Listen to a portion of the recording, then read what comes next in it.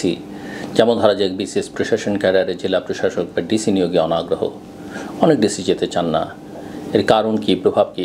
আমরা জানি যে একটা জনপ্রশাসন সংস্কার কমিশন হয়েছে, সেই কমিশনের রিপোর্ট নিয়ে যে পরিমাণ ক্ষোভ বিক্ষোভ আমরা জনপ্রশাসনের মধ্যে দেখলাম, এবং অনেকেই মনে করেন যে ওই কমিশন রিপোর্ট আসলে খুব একটা ভালো হয়নি।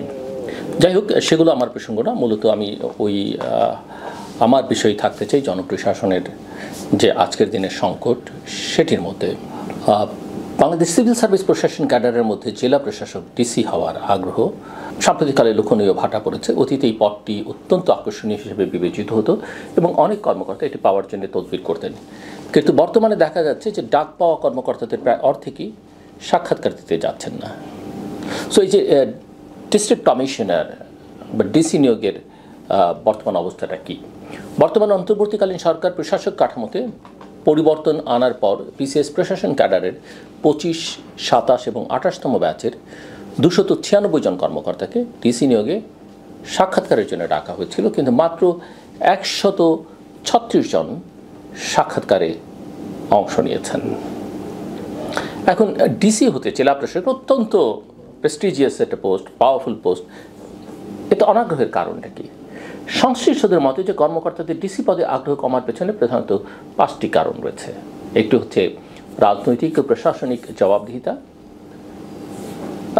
সাম্প্রতিক বছরগুলো বিতর্কিত এবং একতরফা নির্বাচনে যারা ডিসি হিসেবে দায়িত্ব পালন করেছিলেন, তারা এখন জবাবদিহির মুখোমুখি হচ্ছেন। অনেকের বিরুদ্ধে ব্যবস্থা নেওয়া হয়েছে, কেউ কেউ ওএসডি হয়েছেন, আবার অনেকের বিরুদ্ধে দুর্নীতি দমন কমিশন বা দুদক অনুসন্ধান চালাচ্ছে। বর্তমান ডিসিদের ভবিষ্যতে একই সমস্যার সম্মুখীন হওয়ার আশঙ্কাটা রয়ে গেছে।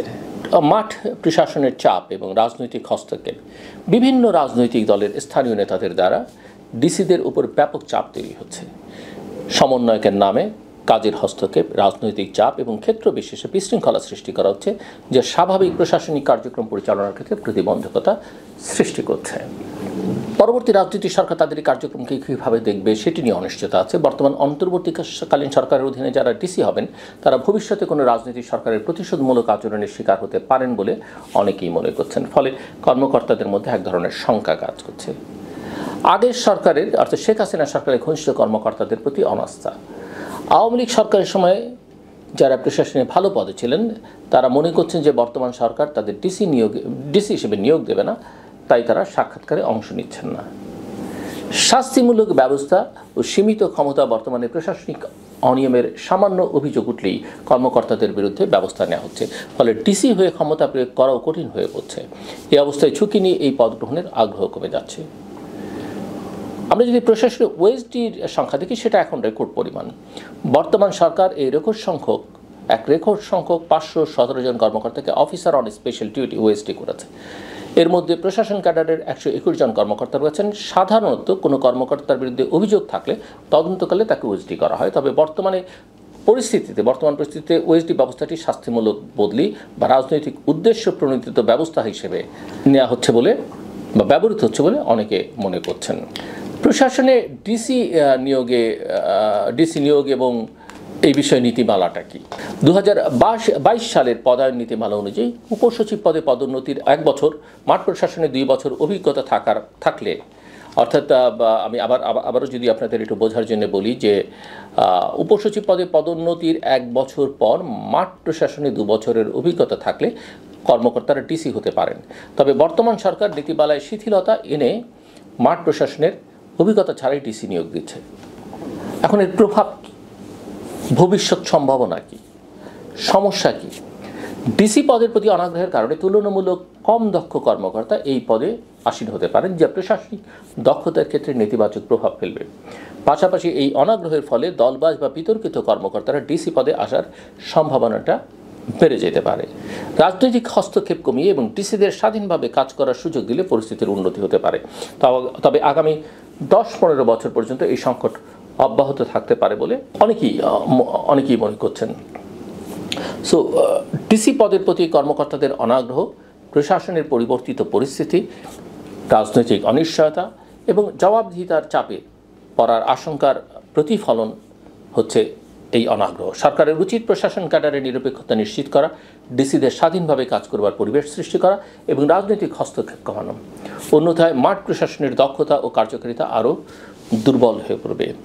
এবং এই অবস্থা যদি চলতে থাকে প্রশাসন ক্যাডারের, এই অবস্থা যদি চলতে থাকে ডিসিদের ক্ষেত্রে, তাহলে এটা মোটামুটিভাবে নিশ্চিত করে বলা যায়, আমরা ওইদিকে দেশের আইনশৃঙ্খলা পরিস্থিতির কথা জানি, আইনশৃঙ্খলা রক্ষাকারী বাহিনীগুলোর অবস্থার কথা জানি, নির্বাচন করা সরকারের জন্য কঠিন হয়ে যাবে।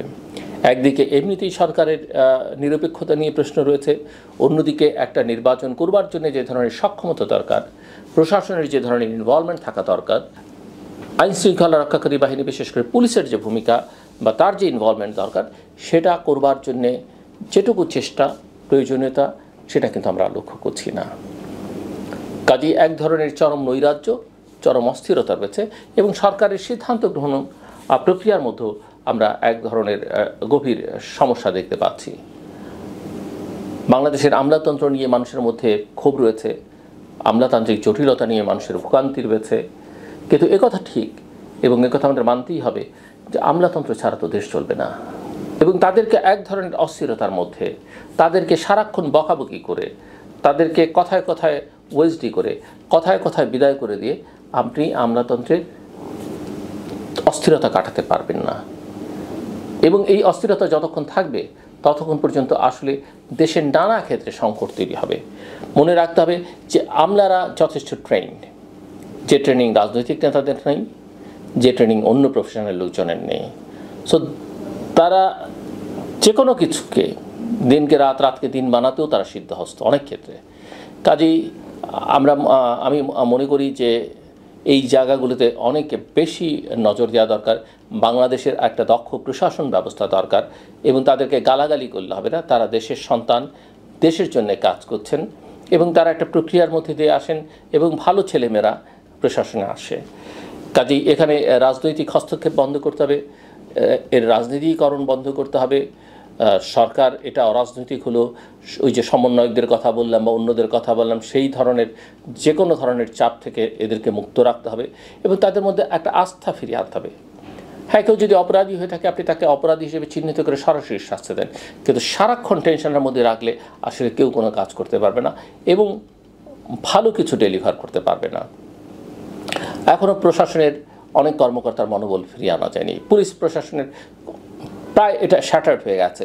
আমরা তাদের মনোবল ফিরিয়ে আনবার জন্য কোনো কাজ করতে পারিনি। এবং এটাও মনে রাখতে হবে যে আপনি পুরনোদের বিদায় করে সব নতুন দিয়ে শুরু করবেন, তার তো দক্ষতা লাগবে, শিক্ষা দীক্ষা যোগ্যতা লাগবে, তার তো ট্রেনিং লাগবে, তাকে অভিজ্ঞতার মধ্য দিয়ে আসতে হবে। সে না করে আপনি নতুন নিয়োগ দিয়ে কিন্তু এই সমস্যার সমাধান করতে পারবেন না। ওইসব ইউটোপিয়ান আইডিয়া, তো তথাকথিত বিপ্লবী আইডিয়া, এগুলো দিয়ে সমস্যার সমাধান করা যাবে না। সো বাংলাদেশে একটা শক্তিশালী প্রশাসন ব্যবস্থা দরকার এবং তার জন্যে আমি মনে করি রাজনৈতিক স্থিতিশীলতার উপর আমাদের এখন জোর দেওয়া দরকার, আমাদের দ্রুত নির্বাচনের দিকে যাওয়া দরকার, একটা রাজনৈতিক সরকার দরকার এবং আমরা আশা করব যে সেই সরকার একটা জনবান্ধব প্রশাসন তৈরি করবেন এবং তাদেরকে আন্তর্জাতিক মানের প্রশিক্ষণ দিয়ে, শিক্ষা দীক্ষা দিয়ে তাদেরকে তৈরি করবেন এবং তারা যেন রাষ্ট্রের জন্য কাজ করে। অবশ্যই সরকারের জন্য কাজ করবে, কিন্তু সরকারি দলের জন্য কাজ করবে না, কোনো ব্যক্তি বিশেষের জন্য কাজ করবে না। এমন একটা প্রশাসন আমরা করতে চাই এবং তাদের পেশাটাও যেন সম্মানজনক হয়। যদি আমরা জানি তারা যথেষ্ট পাওয়ারফুল এবং তাদেরকে সবাই তোয়াক্কা করে, কিন্তু আসলে সেটা যেন প্রকৃত অন্তর থেকে সম্মানের জায়গাটা নিশ্চিত করা যায়। আমার কথা শুনবার জন্য আপনাদের